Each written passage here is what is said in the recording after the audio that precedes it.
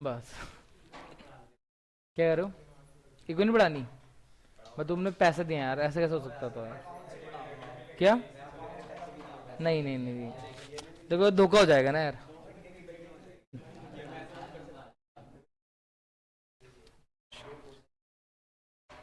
भाई जी, देवाशीष जी, भाई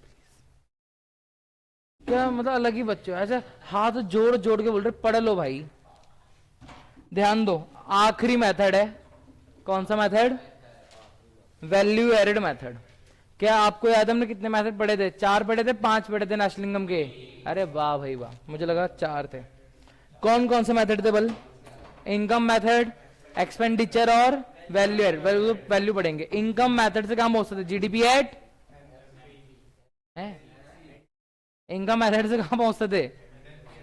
एनएनबी। भाई के लगाओ जरा, एक भाई के लगाओ एक। भाई पगला गया।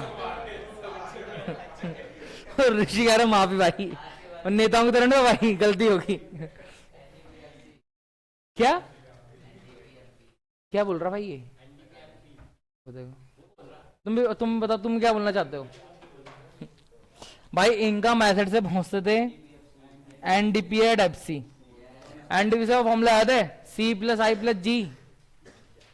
क्या होता है फॉर्मूला? भाई मैं चेक कर रहा था, तुम्हें आता है नहीं आता? ठीक है, अच्छा ठीक है। सोशल सिक्योरिटी कंट्रीब्यूशन 3 जनों का था, किस किस का था? एम्प्लॉयर का था, एम्प्लॉय का था और एम्प्लॉय का ऐड हो रहा था। ऋषि देख, हमेशा भेड़ चाल नहीं चलते। मैं तुम्हारा आंसर सुनना चाहूंगा। क्या एम्प्लॉय का ऐड होता था? हैं भाई, देखा कॉमन सा आंसर, हम तो अब्सेंट थे भैया। किसका ऐड होता है आदर्श भाई? सर एम्प्लॉयर का ऐड होता है, एम्प्लॉय का क्यों नहीं होता सर? भाई देखो, एक भाई, देखो भाई ने इसको बोला एम्प्लॉयर, भाई ने बोला एम्प्लॉय, क्यों भाई एम्प्लॉय बोल लो ना। सर एम्प्लॉय का ऐड क्यों नहीं होता सर? क्योंकि आपने करा ही नहीं था। क्या ऑलरेडी होता है? क्योंकि भाई एम्प्लॉय का कंट्रीब्यूशन ऑलरेडी इंक्लूडेड होता है किसके अंदर? उसकी सैलरी के अंदर। चलो बहुत बढ़िया भाई। ओएस के अंदर कितनी चीजें पढ़ी थी? 5 पढ़ी थी, 6 पढ़ी थी? मैंने तो 4 लिखाई थी वैसे, 5 था। तुम कहां से पढ़ रहे हो? RRIP, रेंट, रॉयल्टी, इंटरेस्ट और प्रॉफिट। इतनी चीज थी, एक थी, 2 थी, 3 थी? कौन कौन सी? Corporate profit tax. Sir undistributed profit का एक और नाम था, बताना चाहेंगे आप? तुम्हारा नाम आदर्श रख देते हैं। चलो भाई, एक्सपेंडिचर मेथड काम हो सकती, जीडीपी एट एफसी। फॉर्मूला बता दो जरा इसका। सी प्लस आई प्लस जी प्लस एक्स माइनस का एम। सी बोले तो कंजप्शन एक्सपेंडिचर। दिमाग में गंद भरी पड़ी है तो कंफ्यूज हो गया भाई। सी माने, भाई सी माने होता है कंजप्शन एक्सपेंडिचर। आई माने इन्वेस्टमेंट, गवर्नमेंट एक्सपेंडिचर, एक्सपोर्ट और हमारे इंपोर्ट। इंपोर्ट माइनस भी करना पड़ा, हम तो खर्चे ऐड कर रहे थे, तो माइनस कहां से हो गया भाई? इनकम ऐड कर रहे थे। इंपोर्ट क्या होता है? बाहर खर्च होता, तो माइनस करना। तो क्या माइनस नहीं करेंगे? बाहर हो तो हो रहा। सर इंपोर्ट जो होता है ना, बता रहा हूं, इंपोर्ट एक्चुअली इनके अंदर इंक्लूड हो सकता, अबे होता है। ये कंजप्शन खर्चा कर रहा है। ओ भाई, भाई देखो देवाशीष खर्चा कर रहा है, बाहर से आईफोन मंगा रहा है, कंपनी बाहर पैसा खर्च कर रही है, गवर्नमेंट ने बाहर खर्चा करके बाहर भेज दिया। आई बात समझे? सर खर्चा कहां हुआ? इंडिया में, इंडिया के बाहर? इंडिया के बाहर। आई बात समझे? और कह रही सर आप लोगों ने जो खर्चा इंडिया के बाहर करा है ना, हमें उसे माइनस करना पड़ेगा, क्योंकि सर वो खर्चा यहाँ पे काउंट नहीं होगा। खर्चा यहाँ नहीं हुआ है, बाहर हुआ है। इंपोर्ट इनके अंदर इंक्लूड होता है, इसलिए माइनस करते हैं। एक्सपोर्ट अलग से ऐड क्यों करा? सर ये वो खर्चा है जो हमने इंडिया में करा है, भेजा कहां है? बाहर। आई इतनी बात समझ में? इन्वेस्टमेंट का एक और नाम था क्या? कंपनी। ए भगवान, क्या? ये देखो भाई, भाई तैयारी तो बड़ी जोर से चल रही है, मैं बता सकता हूँ तुम लोगों की। हाँ जी बताओ जल्दी। कुछ तो था ही भाई, वो तो मुझे पता है। इन्वेस्टमेंट का एक और नाम था डोमेस्टिक, हाँ बोलो आगे। डोमेस्टिक एक्सपेंडिचर, तुमने एक्सपेंडिचर बोला ना। ग्रो भाई डोमेस्टिक कैपिटल फॉर्मेशन, इन्वेस्टमेंट एक और नाम आए बात समझ में। हाँ जी, इन्वेस्टमेंट दो तरीके की, बताओ कौन कौन सी है। थोड़ा आप थोड़ा नीचे चले गए, थोड़ा ऊपर आओ पहले। इन्वेस्टमेंट दो चीजों से मिलकर बन रही थी, फिक्स इन्वेस्टमेंट और इन्वेंट्री इन्वेस्टमेंट, याद आ रहा है। हाँ, और फिक्स इन्वेस्टमेंट दो टाइप की होती थी, ग्रॉस फिक्स इन्वेस्टमेंट और net fix investment.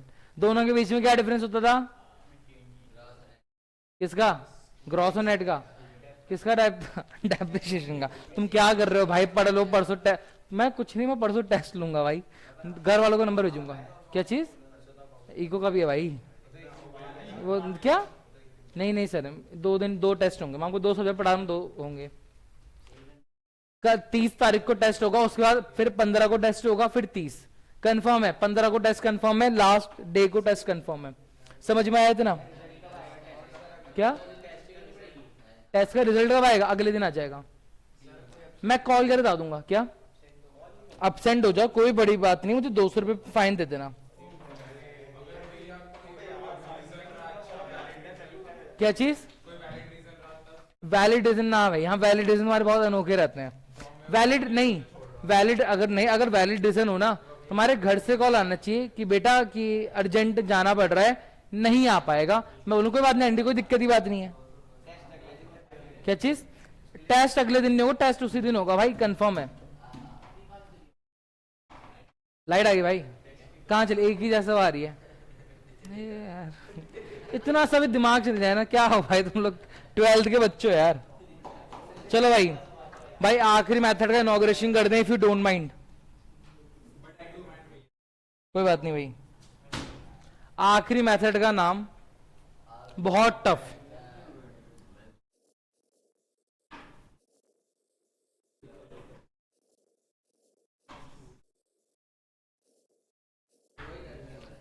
Value added method से क्या निकाली जा सकती है? नेशनल इनकम निकाली जा सकती है, बट अगेन इनकम और एक्सपेंडिचर की तरह वैल्यू एडेड से कभी भी डायरेक्ट नेशनल इनकम पर नहीं पहुंचते। वैल्यू एडेड का अपना एक फॉर्मूला है जी, कैलकुलेट करेंगे और कैलकुलेट करने के बाद में जिस वैल्यू पर पहुंचेंगे उसे हम लोग क्या बोलेंगे? GDP at MP. बहुत टफ फॉर्मूला, शायद आपको याद भी ना हो, लिख दूं?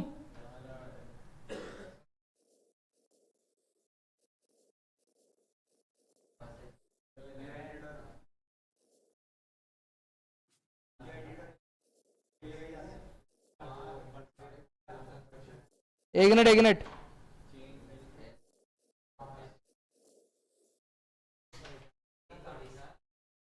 खत्म? क्या दोनों में सेम? क्या? हाँ तो कोई, वो तो अच्छी बात है ना, याद करने के लिए बुरा क्या है? अरे वो तो ऐसा क्यों? ये जो वैल्यू निकल कर आ रही है ना, ये वैल्यू जो होती है मार्केट वैल्यू वाली आती है, और ये क्या निकल जाता है? GDP at MP. बस ये तुम याद कर लो फिलहाल। इनकम मेथड से हम कहां पहुंचते हैं? एनडीपीएफसी। बाकी दोनों मेथड से हम लोग कहां पहुंचते हैं? GDP at MP. Formula tough है यार, तुम्हें ये फॉर्मूला भी याद हो तो भगवान ही जाने भाई क्या करोगे। सेल्स मैंने purchase plus change in stock. हाँ जी बोलिए।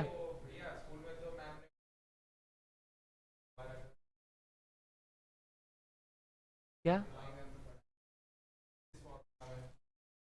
ओ देखो भाई ने फिर वही बात करी, मैंने फॉर्मूला स्टार्ट नहीं करा भाई, 10 सीढ़ी क्या हो गया आगे। सर 10 मिनट रिलैक्स करिए, आपके सारे आंसर दे दिए जाएंगे। भाई यार अगर मैं भी टीचर ऐसा हो तो बात ही क्या थी फिर? टीचर और स्कूल अगर सेम ही पढ़ा रहा होता तो। भाई देखो चीजों को टफ पढ़ना चाहिए, आसान पढ़ना चाहिए है? टफ पढ़ाऊं? रहने दो, टफ पढ़ा होता ना इनकम मेथड तो मैं एक क्वेश्चन नहीं कर पाते। सोचो बोल दो इनकम मेथड कुछ और तरीके से निकाल रहा, एक्सपेंडिचर कुछ और बुद्धि लगा रहा। चलो ध्यान दो भाई, ओए फॉर्मूला क्या है? Sales minus purchase plus change in stock. जरा समझते हैं, ये पता है इसको सॉल्व करके पता क्या आता है? अरे भाई भाई को नहीं चाहिए भाई, मैं इंप्रेस हो गया यार। भाई इसको सॉल्व करके आता है प्रॉफिट। क्या आता है इसको? आई बात समझ में? चलो एक चीज समझते हैं फिर एक तुम्हें एक चीज समझानी पड़ेगी आपको। क्लास क्या क्या चीज? प्रॉफिट एक्सपेंडिचर मेथड में हमने प्रॉफिट कब लिखा भाई? इसे भाई फिर बजाओ, भाई पागल हो गया है, तुम कहां चले आ रहे हो बार बार? सर जी, ओ मेरे बच्चों जरा 2 मिनट ध्यान दो।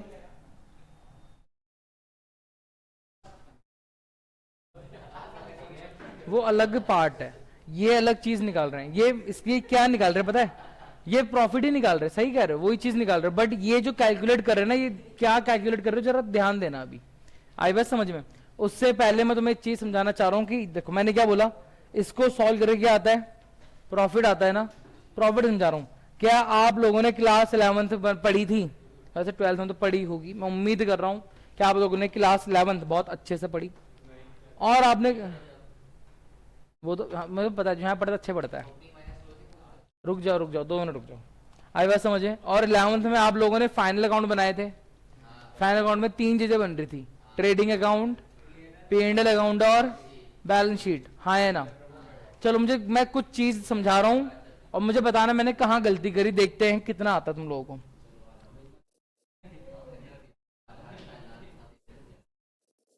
हाँ जी, अकाउंट का नाम क्या है? क्या आपको ट्रेडिंग अकाउंट याद है? बस बस, क्या आप लोगों को ट्रेडिंग अकाउंट याद है? रटा हुआ भाई ने। अगर मैं थोड़ा सा प्यार से बताऊं तो ट्रेडिंग अकाउंट किस यूनिवर्सल अकाउंट को बिलोंग करता है बेटा? नॉमिनल। नॉमिनल अकाउंट का rule, debit all expenses and losses, credit all incoming gain. यानी जो भी खर्चे हैं किस में आएंगे? डेबिट में। और जो भी इनकम किस साइड आएगी? जो भी इनकम होगी किस साइड आएगी? क्रेडिट में। यार एक इंटरेस्टिंग बात है ना, तुम ट्रेडिंग के बाद क्या बनाते थे? P&L, हाँ है ना? P&L अकाउंट किस यूनिवर्सल अकाउंट को बिलोंग करता है? नॉमिनल। नॉमिनल अकाउंट का rule, debit all expenses and losses, credit all income and gain. तुम लोगों को कैसे पता चला कि ये खर्चे मेरे ट्रेडिंग में आने चाहिए, ये खर्चे मेरे P&L में आने चाहिए? पढ़ाई चीज यहां से तुम्हें एक चीज समझनी चाहिए थी 11th में, अगर समझाई है, मैंने तो समझाई थी जो मेरे यहाँ पढ़े थे। बट अगर तुम लोगों ने बाहर जहां से भी पढ़ा है, जो मेरे यहाँ नहीं पढ़ते थे पहले, तो तुम्हें एक चीज पता होनी चाहिए, हमने खर्चे को 2 कैटेगरी में डिवाइड नहीं कर दिया। हमने ट्रेडिंग में भी खर्चे को, ट्रेडिंग में भी खर्चे रिकॉर्ड हो रहे हैं और P&L में भी। इसका मतलब खर्चे कितने टाइप के होते हैं? 2 टाइप के। कौन कौन से? एक होता है डायरेक्ट और एक होता है इनडायरेक्ट। ट्रेडिंग अकाउंट में कौन से खर्चे आते हैं? डायरेक्ट। और P&L में कौन से खर्चे आते हैं? इनडायरेक्ट। ऋषि आप लोगों को इतना बड़ा ये चीज तुमने पढ़ा है। तो डायरेक्ट एक्सपेंस क्या होते हैं? जो हमारे प्रोडक्शन से रिलेटेड होता है और जो हमारी कंपनी होता है। वाह। इनडायरेक्ट एक्सपेंस क्या होते हैं?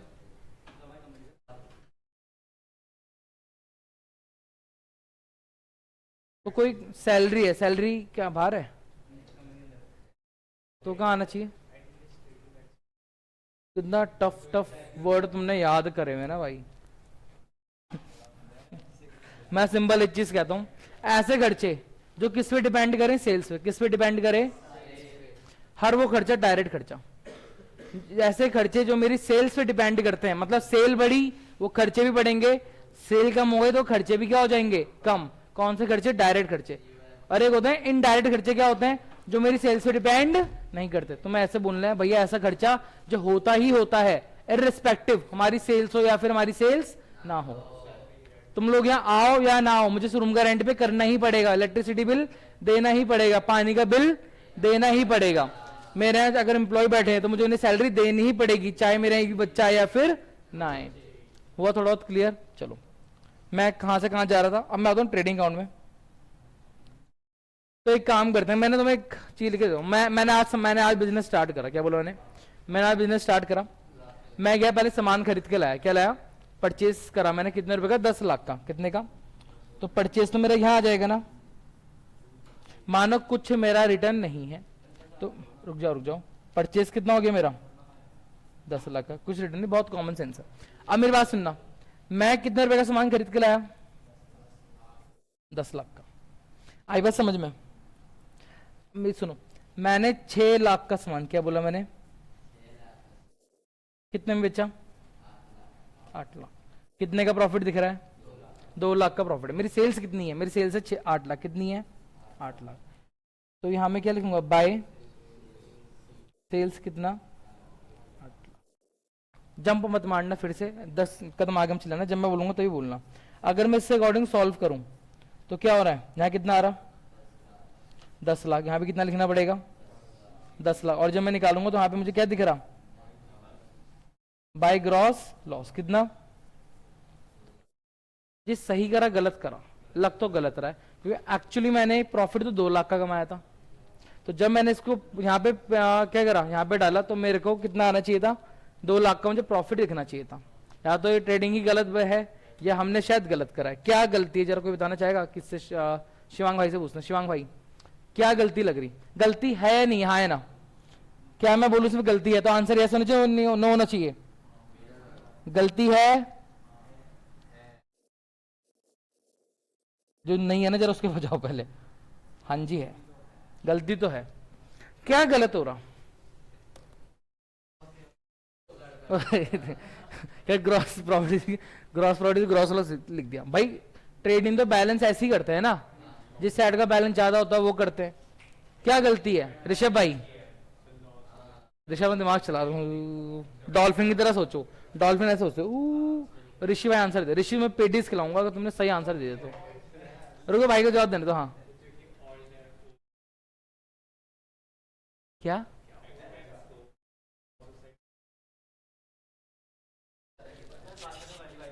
बड़ा गंदा आंसर यार, नॉट एक्सपेक्टेड यार। भाई तुम मुझे 20 रुपए दो तुमने मुझे आंसर दिया। हाँ जी, एनीवन, कोई और,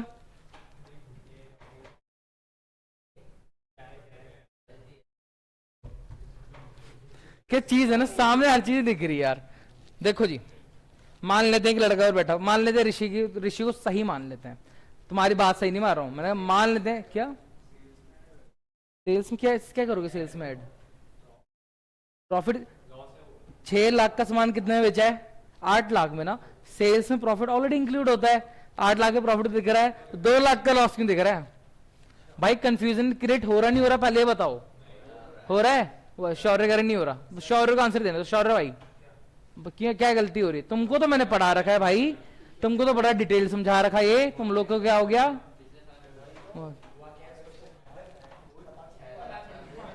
बस भाई बस बस बस,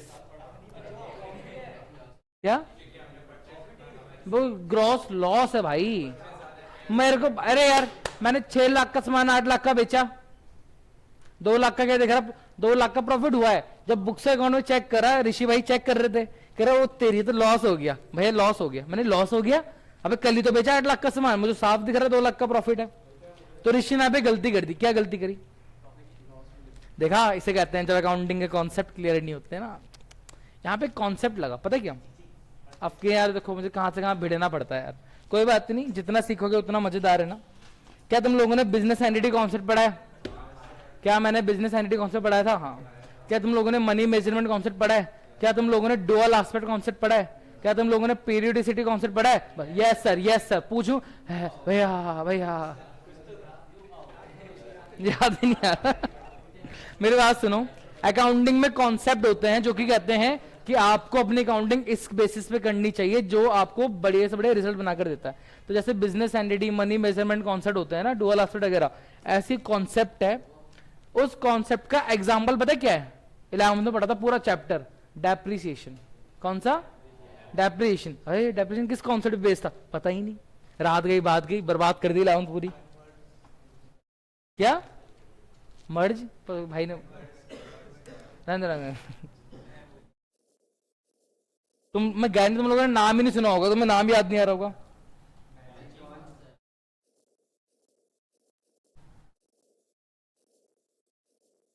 क्या सुना, हाँ बताओ क्या सुना है, दूर से सुना हुआ लग रहा, मैचिंग मैचिंग मैचिंग मैचिंग।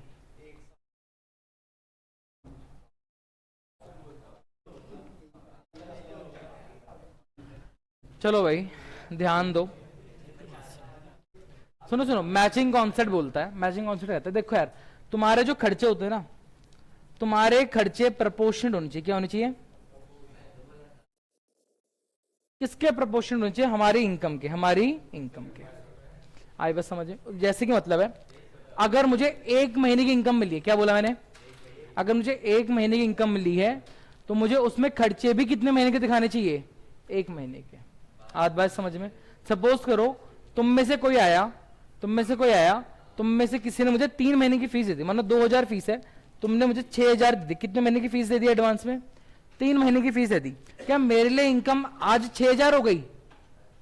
मैं इस 6000 को एक ही महीने में काउंट कर लूं, जिसको मुझे 3 महीने में डिवाइड करना पड़ेगा, क्योंकि इनकम मैं तभी बोलूंगा जब मैं एक पर्टिकुलर पीरियड का क्या कर दूंगा, बढ़ा दूंगा। ऋषि भाई सुन लो, आई बात समझ में? इतना समझ में आया? तुम मुझे, तुम्हारा खर्चा हुआ ना, तुमने 6000 दिए, बट तुम्हारा पूरा खर्चा आज ही हो गया, या वो खर्चा पूरे 3 महीने तक चलेगा? जैसे एक महीना खत्म हो जाएगा तो खर्चा 6000 बोलोगे, 2000 बोलोगे? आई बात समझ में? क्योंकि तुमने जितना बेनिफिट उठाया, तुमने जितने महीने का बेनिफिट उठाया, तुमने उतना ही प्रपोर्शनेट क्या दिखाया? खर्चा। क्या दिखाया? खर्चा। समझ में आया इतना? ये होता है मैचिंग कॉन्सेप्ट। अब मेरी बात सुनो, यहां पे गलती क्यों भाई? यहां पे गलती सुनो, गलती क्या हुई? मैंने इसमें ये फील आ रहा है कि मैंने 10 लाख का सामान कितने का बेच दिया? 8 लाख का। यहां पे गलती क्या है? मैं बोल रहा था भैया, यहां इसको पढ़ के फील ऐसा आ रहा है कि मैंने 6 लाख का सामान नहीं बेचा, मैंने पूरे 10 लाख का सामान कितने में बेच दिया? 8 लाख में। मैंने पूरे 10 लाख का सामान कितने में बेच दिया? 8 लाख में। इसी कारण मुझे 2 लाख का क्या दिख रहा है? लॉस। मतलब जो मैंने बेचा भी नहीं, मैंने मान लिया मेरा बिक गया, जो मेरे को इसका बेनिफिट मुझे अब तक मिला भी नहीं, मैंने मान लिया मेरा क्या हो चुका है? खर्चा। मैंने कितने का सामान बेचा था सिर्फ? तो मेरे लिए इस साल की परचेज सिर्फ कितनी मानी जाएगी? 6 लाख। कितनी मानी जाएगी? 6 लाख। समझ में आया इतना? अब मैं इसको रेक्टिफाई कैसे करूंगा? देखो देखो देखो देखो देखो देखो, रेक्टिफाई कैसे होगा? ध्यान दो शौर्य भाई। फिर मैंने कहा परचेज लिखा, मैंने कितना रुपए यहां? 10 लाख। तुमने बोला भैया एक काम करते हैं, 10 लाख में से मैं कितना माइनस कर देता हूं? मेरी बात सुनो, 4 लाख। कितना माइनस करना है? 4 लाख। अब मेरी परचेज कितनी हो गई? देखो 6 लाख। कितनी हो गई? 6 लाख। मैंने 6 लाख का सामान कितने बेचा है? 8 लाख का। अब देखो, अब सही हो रहा है? यहां 8 लाख, यहां भी कितना? 8 लाख। और यहां मैं इस बार क्या लिखूंगा? 2 ग्रॉस प्रॉफिट। कितना रुपए? समझ में आया था ना? क्या चीज? हाँ सर, सब ईयर के एंड में बनते हैं। यहाँ पे समझो बात को, साल हुआ, तुमने इस साल, मेरी बात सही बोल रहे हो, भाई ने सेल करी, 8 लाख की सेल करी, लेकिन तुमने कितने सामान पे सेल करा? कितने का सामान बेचा? अगर 1 साल की बात है ना, तो मैं, सुनो मेरी बात सुनो, दो मुझे बोलने तो दो भाई, बोलने ही नहीं दे रहे हो। ये है 1 साल। 1 साल के टाइम पीरियड में मैं सिर्फ कितने खर्चे रिकॉर्ड करूंगा? अगले साल की, सिर्फ उसी साल के खर्चे होने चाहिए, सिर्फ उसी साल के।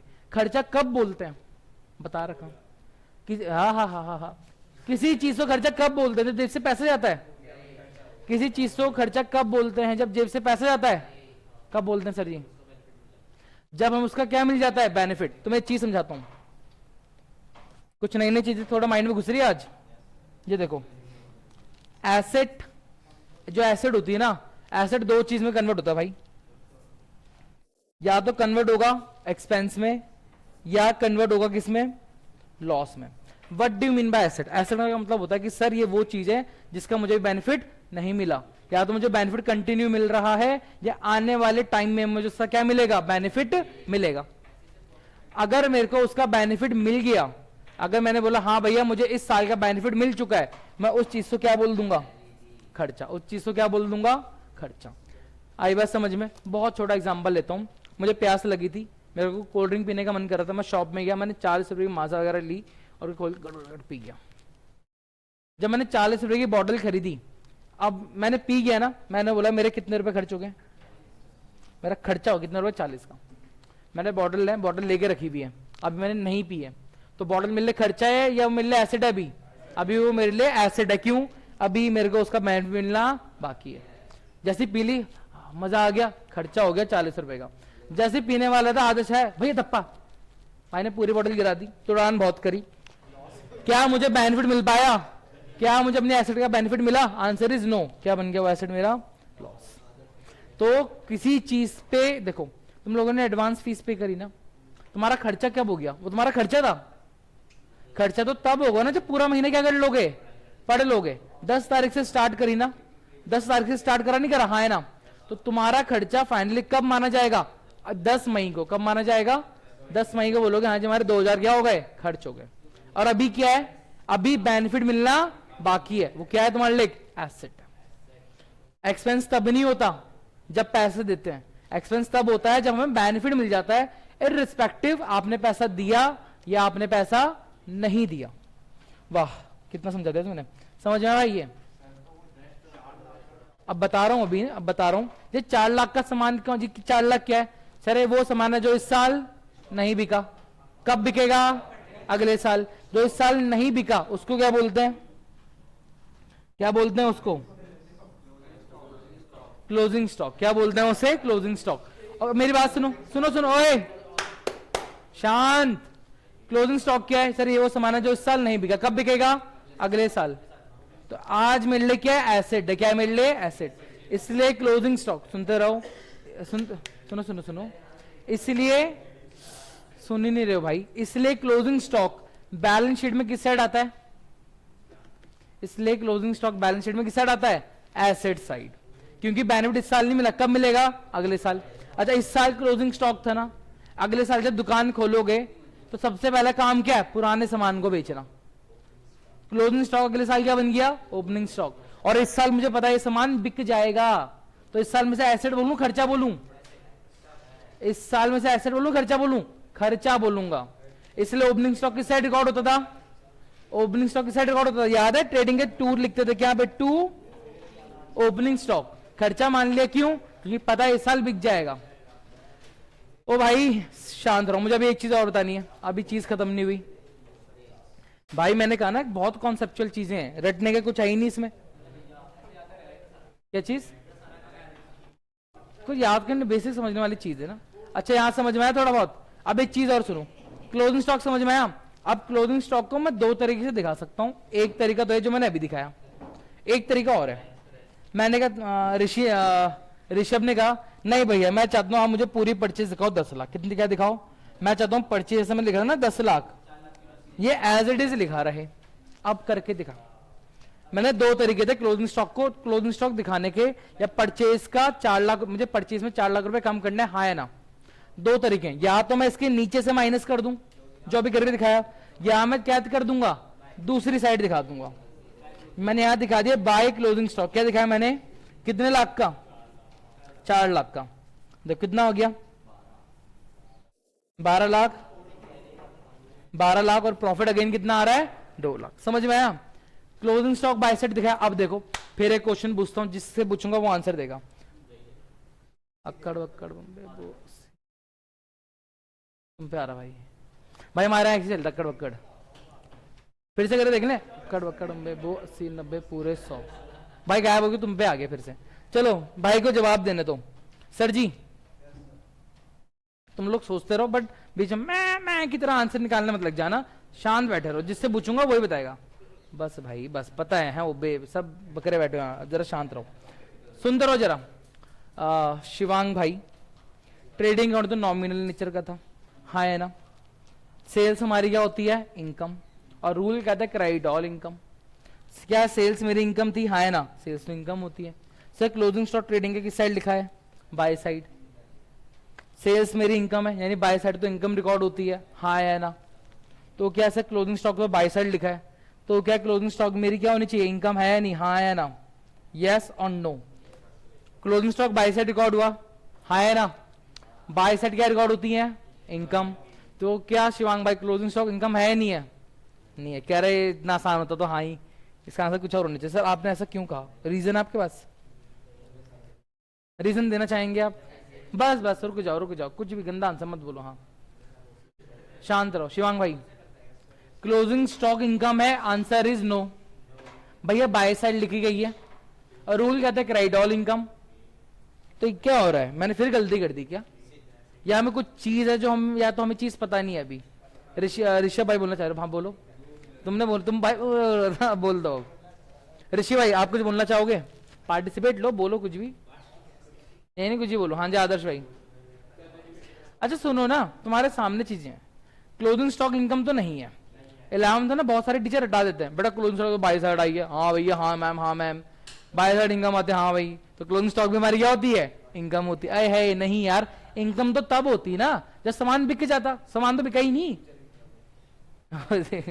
चिचिया वो मैडम के सपोर्टर आ गए, कहो मैडम के सपोर्टर हैं वे, क्या लाइबिलिटी देखो, बड़ा गंदा आंसर। कुछ बोलना चाहोगे?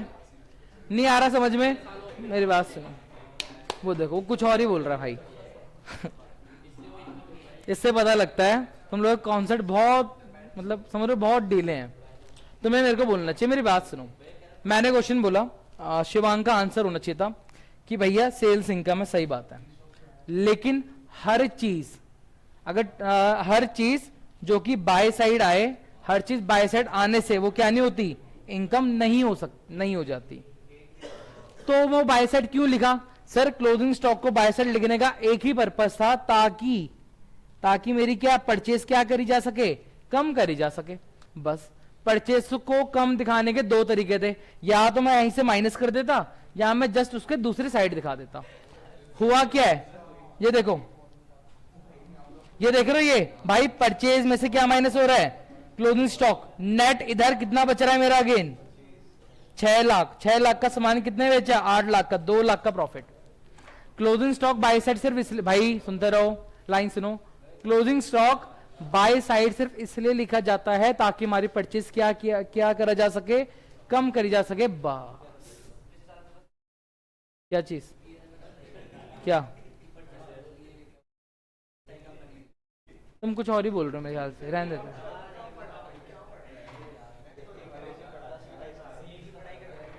समझ में आया चीज, पूरा कॉन्सेप्ट? अब मेरे को मेरी बात सुनो भाई, ओए ध्यान दो। अब मुझे तुम्हें फॉर्मूला समझाना है ना, वाला फॉर्मूला। सर जी मुझे क्या चाहिए, ये समझ में आया पूरा कॉन्सेप्ट, मैचिंग कॉन्सेप्ट समझ में आया। खर्चे कब होता है, जब से पैसा आता है, जब आपको उससे बेनिफिट मिल जाता है। खर्चा तब नहीं होता जब जेब से पैसे आते हैं, ठीक है। खर्चा हो चुका है, अब हमें देखना है पैसे दिए, फिर पैसे हम लोगों ने नहीं दिया। मेरी बात सुनो, मुझे प्रॉफिट चाहिए, मैं प्रॉफिट कैसे निकाल सकता हूं? मैंने क्या करा, मैंने बोला भैया आपने पहले सेल्स ऐड करी, फिर आपने क्या ऐड करा, बल क्लोजिंग स्टॉक ऐड करा, और आपने क्या माइनस कर दिया, परचेज माइनस कर दिया। भैया अगर ओपनिंग स्टॉक होता तो क्या वो भी माइनस नहीं होता? अगर ओपनिंग स्टॉक क्वेश्चन में होता क्या वो भी माइनस नहीं होता? हाँ या ना? होता ना। अरे भाई ये चीजें ऐड करोगे, ये चीजें माइनस करोगे, तभी जाके तुम्हारा क्या आएगा, प्रॉफिट आएगा। क्या फॉर्मूला बन रहा है, सेल्स प्लस क्या, sales plus closing stock minus opening stock minus का परचेज। बोलो बोलो बोलो, क्या फॉर्मूला है, सेल्स, पहले देखो ना एक साइड ऐड करो, सेल्स प्लस क्या है, sales plus closing stock minus का मैंने क्या करा, माइनस का परचेज माइनस का ओपनिंग स्टॉक। एक काम करते हैं, सेल्स माइनस परचेज क्या बना, प्लस क्लोजिंग माइनस का opening, sales minus purchase combinedly क्या बोलते हैं इसको, है बेटे, है ना तगड़ी चीज। आ गया फॉर्मूला। सही लगा, वैल्यू में सही लगा।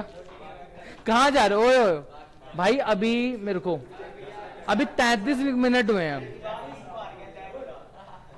भाई, मेरी बात सुनो। ओए क्या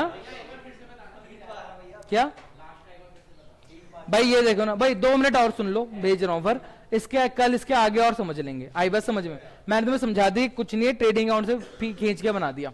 एक्चुअली में है क्या, ये जो चीज करी है क्या, ये वैल्यू एडेड है। ये प्रॉफिट पता है क्या है, ये प्रॉफिट ही क्या होता है, ये होता है वैल्यू एडेड। क्या होता है, इस प्रॉफिट को क्या बोलते हैं, ये वो अमाउंट है जो कि ओनर ने अपने आप से ऐड करा। और पता है इनकम वैल्यू एडेड मेथड क्या बोल रहा, कह रहा जितने भी ओनर हैं, कह रहे 10 ओनर थे ना, एक प्रोडक्ट को बनाने में 10 लोगों का काम था, कह रहे 10 लोग खड़ा कर दो। हाँ जी, आपने कितना प्रॉफिट कमाया, सर मैंने तो 100 रुपए कमाया। आपने कितना कमाया, मैंने 200 कमाया। सबका प्रॉफिट क्या करा, बारी बारी ऐड करा, सबके प्रॉफिट ऐड कर दो, क्या निकलता है हमारा, जीडीपी एट एमपी। समझ में आया? मैंने क्या करा भाई, मैंने सेल्स ऐड करी थी, मैंने सेल्स ऐड करी, क्लोजिंग स्टॉक ऐड करा और माइनस करा परचेज, हाँ है ना, और माइनस कर दो ओपनिंग स्टॉक भी, तब मेरा ग्रॉस प्रॉफिट आता। तो देखो sales plus closing minus purchase minus opening, मैंने लिखा सेल्स माइनस परचेज, इधर लिख दिया, फिर क्लोजिंग माइनस ओपनिंग को एक साथ लिख दिया। क्लोजिंग माइनस ओपनिंग को एक साथ क्या बोलते हैं? Change in stock. Sales minus purchase plus change in stock क्या बन गया हमारा? Value add method. वो सोच रहा कहां से कहां बैठ दिया भाई ने, भाई साहब। इको में नंबर आ जाएंगे तुम लोग, उम्मीद लग रही है आने चाहिए भाई। क्यों नहीं आया समझ में? मैडम का छोड़ो ना, ये पढ़ो। नंबर हटा दो। देख मेरी बात सुनो, क्वेश्चन करने का तरीका तो हर जगह सेम ही है ना। मैम क्या पढ़ा रही इस समय? वो चलने दो, अभी मैं वो नहीं कह रहा, मैं ये बोल रहा हूँ ये पढ़ा रहे, आ रहा नहीं आ रहा? भाई मेरी बात सुनो, मैंने पहले दिन बोला था, नहीं बोला था मुझे याद नहीं आ रहा। मेरा फोकस तुम्हारे स्कूल के बोर्ड में नहीं है भाई। तुम्हारे जो मेन बोर्ड होंगे ना 12th में, मेरा काम है उसमें तुम्हें नंबर दिलाना। हो जाओ मेरे भला से फेल। स्कूल के लिए मत रो ना भाई, अब भैया उसको नंबर नहीं आ रहे। कहाँ जा रहे हो? देखो भागो, चलो आज इतना ही है।